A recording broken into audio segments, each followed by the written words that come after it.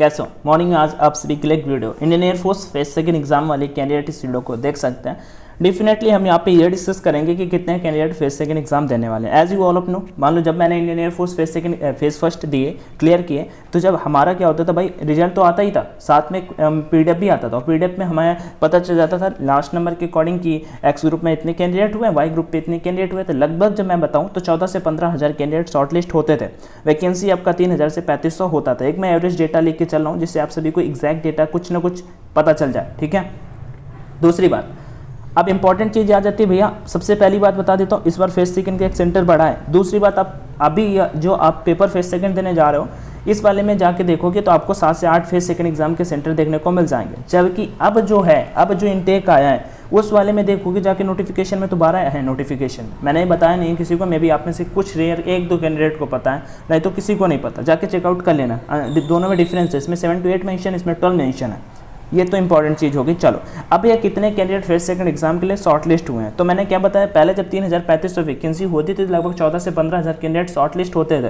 Cut off भाई कितनी जाती थी, लगभग 40 नंबर, 35 से 40 नंबर कट ऑफ जाती थी। आगे इस बार फेज सेकंड की पहले तो मैं डेट बता देता हूँ, पहले गर्ल्स नहीं होती थी, अब तो गर्ल्स भी शामिल हो चुकी हैं। Definitely Indian air force phase second exam के लिए एक सीरीज चल रही है। आज इसका कौन सा दिन है मैं बता देता हूँ, 29 दिन, लगभग 1 महीना कंप्लीट होने आ गया, जिसमें हमने 5 से 6 दिन बीच में गैप लिया जब इंडियन नेवी का एग्जाम था, लगभग 5 दिन।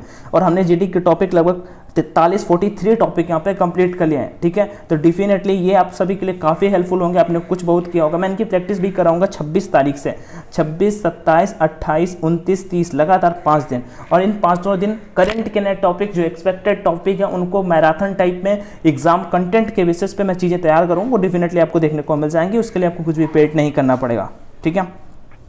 इंपॉर्टेंट है कितने कैंडिडेट शॉर्ट लिस्ट हुए हैं। देखो भाई, एक अंदाज़ा लगा सकते हैं, जैसे ये इतने सेंटर हैं यहाँ पे, इस डेट को आपका फेज सेकंड एग्जाम होने वाला है, 2 अगस्त एंड 5 अगस्त को नहीं होगा, ठीक है।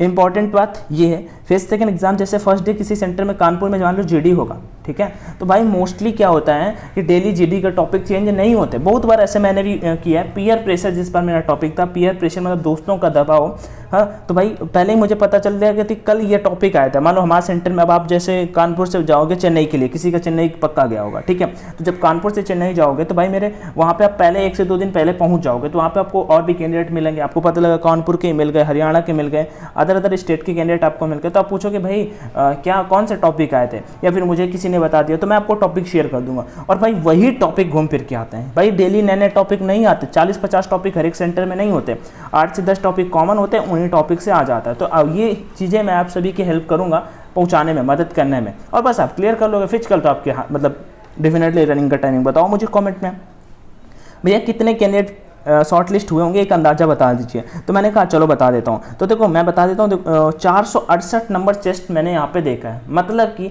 अगर मैं एक एवरेज बात करूँ, ये भैया 468 चेस्ट नंबर क्या है, 2 प्रकार के चेस्ट नंबर आपको मिलेंगे। पहला नंबर ये चेस्ट नंबर आपको फेज सेकंड एग्जाम के लिए मिला है, और इसके बाद आपको मेडिकल के लिए भी एक मिलेगा, ठीक है। मुझे भी मिलता था हमेशा, मेडिकल एग्जाम के लिए आपको एक चेस्ट नंबर अलग मिलेगा, फिर ये आपका चेस्ट नंबर यहाँ से खत्म हो जाएगा आपको। इसका लेकिन बहुत ज़्यादा इंपॉर्टेंस है, अभी तब तक इंपॉर्टेंस है जब आप फेज सेकंड एग्जाम दोगे, जीडी दोगे, तो जीडी देते टाइम आपको ये पहना दिया जाएगा ऐसे, मतलब गले में, ऐसे गले में क्या नीचे मान दो, ऐसे देखा होगा आप सभी ने, जहाँ पे आपको लिखा होगा 468 चेस्ट नंबर। जब आप बैठोगे ग्रुप में तो ऐसे करके आपको ये चेस्ट नंबर दे दिया जाएगा, तो ये चीज़ हो जाती है। उसके जब आप वो क्लियर कर लोगे तो आपको अनदर चेस्ट नंबर अलॉट होगा बाद में, जब मेडिकल की डेट वगैरह उसी दिन मिलेगी, क्योंकि डॉक्यूमेंटेशन उसी दिन सारा का सारा हो जाता है। मेडिकल के लिए कोई भी डॉक्यूमेंटेशन नहीं बचता, तभी तो शाम हो जाती है, ठीक। अब हम एक अंदाजे पे बात कर लेते हैं। लगभग मैं बात करूं तो 468 कैंडिडेट, एक कैंडिडेट का चेस्ट नंबर मैंने देखा, और बहुत सारे ऐसे कैंडिडेट हैं जिनका 400 से ज़्यादा चेस्ट नंबर होने वाला है। तो अगर मैं एवरेज मान लेता हूं कि अगर एक दिन में 400 भी लड़का किसी सेंटर में रिपोर्ट कराता है एयरफोर्स, ठीक है। अब मान लो लड़कियां हैं भाई, ठीक है, लड़कियां हैं, जैसे मान लो केवल 9 अगस्त को होने वाला है। ऑल ओवर इंडिया जितने भी सेंटर, 8-9 सेंटर हैं, अगर मैं हर एक सेंटर का 400 भी मान लेता हूँ ना, 400, ठीक है, तो कितने हो जाते हैं, 3600, 3600 लड़कियां हो जाती हैं भाई। 3600 नहीं कहता, मैं 2000 कहते हैं, ठीक है। यहाँ पे मैं देखूँ तो भाई 2 अगस्त मिसिंग है, 1, 2, 3, 4, 5, 6 और एक ऊपर 7 दिन आपका फेज सेकंड एग्जाम होने वाला है। और अगर मैं मिनिमम भी मान के चलता हूँ भाई कि हाँ, वैसे तो 468 के बेसिस पे अगर मैं मानूँ तो 468, 470 के बेसिस पे मानूँ तो कुछ ज़्यादा 25,000 से भी ज़्यादा निकल जाएगा। लेकिन मैं अगर बिल्कुल मिनिमम भी मान के चलता हूँ ना, तो लगभग मेरे according to 22K candidate shortlist हुए इस बार, ठीक है। वैकेंसी बढ़ जाए कम हो जाए ये सब मुझे नहीं पता है, लेकिन मेरा पर्सनल मानना है कि लगभग 20,000 कैंडिडेट शॉर्ट लिस्ट हुए हैं, उसमें मेल भी हैं फीमेल भी हैं। वैकेंसी प्लस माइनस 3,000 3,500 4,000 जितना हो वो अभी नहीं क्लियर है, और इंडियन एयरफोर्स ने भी ऑफिशियल नहीं बताया 3,500 4,000 कितने पद होंगे, लेकिन इतने डेफिनेटली यू ऑल नो भाई चीज़ें। अभी इतनी कैसे हो सकता है, यहाँ पे भाई सीधा प्रमाण दिखा रहा हूँ आपको, चेस्ट नंबर के अकॉर्डिंग देख लीजिए। चेस्ट नंबर 1 से स्टार्ट होता है, अभी किसी कैंडिडेट का 468 है, एक डेट को रिपोर्ट है, तो ऐसा नहीं होगा कि भैया पहले दिन 300 होगा फिर 301 से स्टार्ट होगा। आज जिसका चेस्ट नंबर है वो कल किसी दूसरे का चेस्ट नंबर होगा, समझ गए? आई होप समझ गए होगे आप।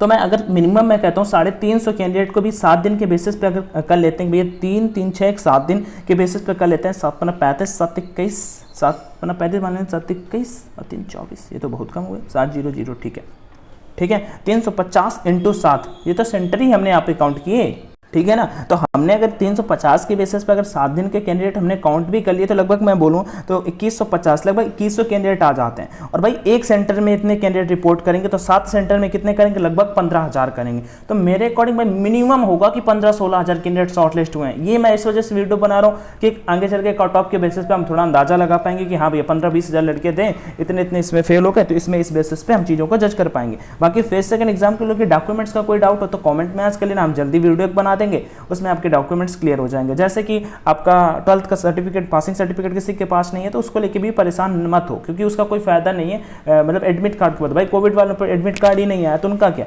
ये केवल लिखा हुआ है, उसकी कोई ज़रूरत नहीं होती है, ठीक है। तो परेशान मत होना। फिर से वही बात, ये केवल जो नंबर है ना, और क्योंकि भी आप सभी भी जानते हो भाई 22 नंबर कट ऑफ गया, 70 में 22 नंबर कट ऑफ गया। आपको लगता है 70 में 22 गया और केवल 8-10 नंबर 8-10 हज़ार लड़के ऐसे होंगे 2.5-3 लाख फॉर्म में कि 8-10 हज़ार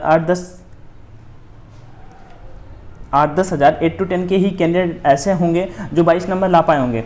इतना भी भाई कम नहीं, कमज़ोर नहीं है सारे के सारे, ठीक है। एक सब्जेक्ट तो अच्छा होगा, थोड़ा बहुत तो कर ही लिया होगा, ठीक है। मैं कहता हूँ 50,000 ने भी थोड़ा बहुत पढ़ा होगा तो डेफिनेटली उनमें से बहुत कैंडिडेट, मेरा पर्सनल मानना है कि लगभग 18 से 20,000 कैंडिडेट ने शॉर्टलिस्ट किया। बाकी आप अपने कमेंट में बता सकते हो। फेज सेकंड एग्जाम से रिलेटेड कोई डाउट आ रहा है तो बता सकते हो। फेज सेकंड एग्जाम के लिए सीरीज चली, इसे फॉलो करिए, कोई डाउट है तो कमेंट सेक्शन में आस्क करना। थैंक यू, जय Hind and all the best.